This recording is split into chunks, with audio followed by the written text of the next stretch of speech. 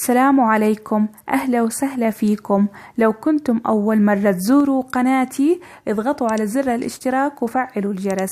اليوم طريقة عمل سلطة الزبادي والجبنة بطريقة سهلة للفطور الصباحي أو للعشاء، ويقدم مع الخبز. نستعرض المكونات وبسم الله نبدأ خطوة بخطوة.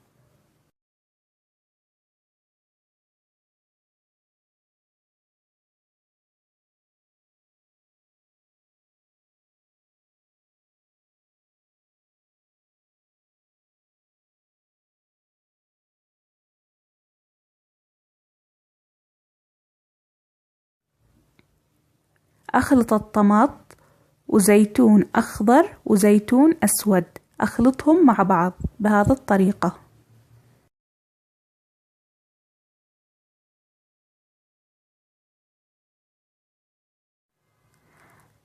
في الخلاط اليدوي أضيف كمون حب وعصير ليمون و3 ملاعق زيت الزيتون، وأضيف جبنة مالح.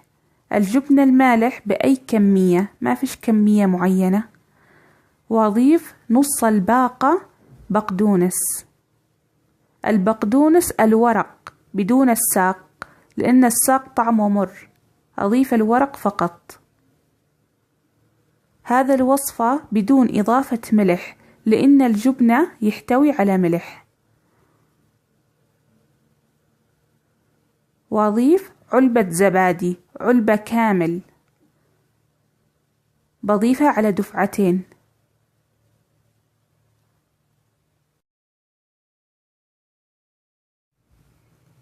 ممكن إضافة فص ثوم حسب الرغبة، ونخلط المكونات.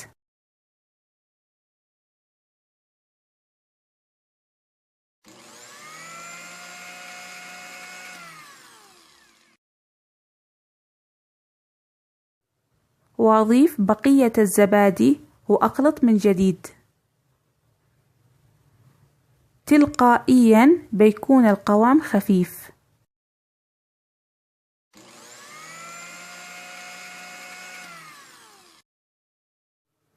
وهنا جاهز.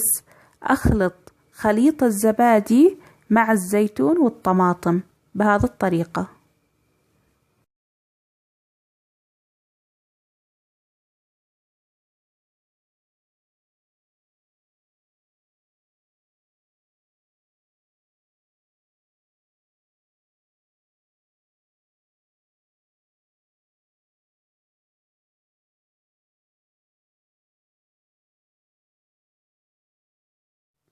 وادمج المكونات مع بعضها البعض. لاحظوا القوام بدون إضافة ماء، والطماطم يحتوي على ماء. فقط أقلب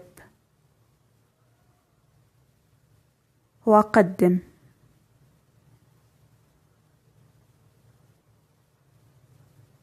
بهذا الطريقة جاهز.